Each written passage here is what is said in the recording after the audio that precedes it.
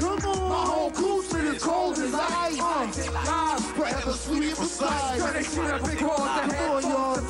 You're watching Much Does Edmonton. We are in the hip-hop store Foosh with these gentlemen. This is 2/3 of Politic Live. Welcome to the program, guys. What's up?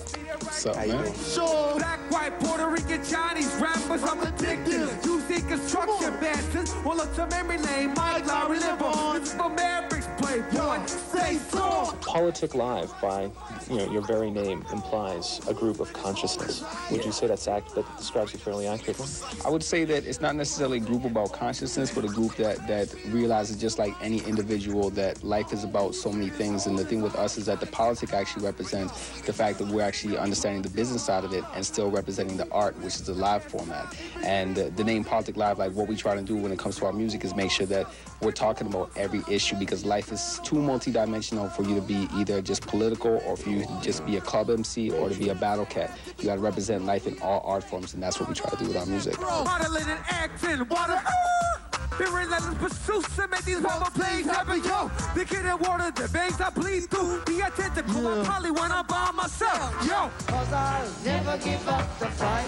What I took from Bob Marley was the fact that you can have a song where you're talking about something conscious and something that could be a social issue and still have fun with it, where the beat is still makes you want to move, and the lyrics are something that you can relate to. And I think a lot of times in hip-hop, some cats try to get too complex, and it's like if you look at the simplicity of a lot of Bob Marley's lyrics, and yet they had such a universal meaning, you know? Right. I think that's something that I know that I took from Bob Marley, you know? And to me, he is one of the greatest entertainers and writers of music of all time, you know? He back in heat, yo, I got this, they real. And if you don't feel, just let the gas pill. This is my squad and you feeling the vibe. Yo, we got to stay true and we got to stay sharp. Do you think there's something about being in Edmonton or being in a smaller center that changes the way you make hip-hop? And if so, what do you think that is? Edmonton is a city that's more known for rock music and stuff, and we've actually jammed with a lot of rock bands over the years, PLO, Innate, just a lot of groups that have taught us that music is more than just, music is an art form that you have to cross genres to make sure you come through as a musician, you know? Yeah. And like just working with live instruments and stuff, like we gained a huge appreciation for that. And like Edmonton being a city where